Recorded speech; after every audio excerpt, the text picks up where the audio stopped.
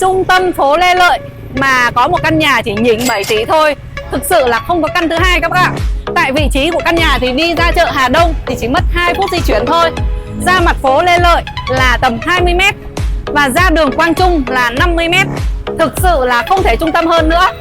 Chủ đang rất là thiện chí bán nên có giá rất là mềm. Em mời các bác vào cùng tham quan căn nhà này nhá.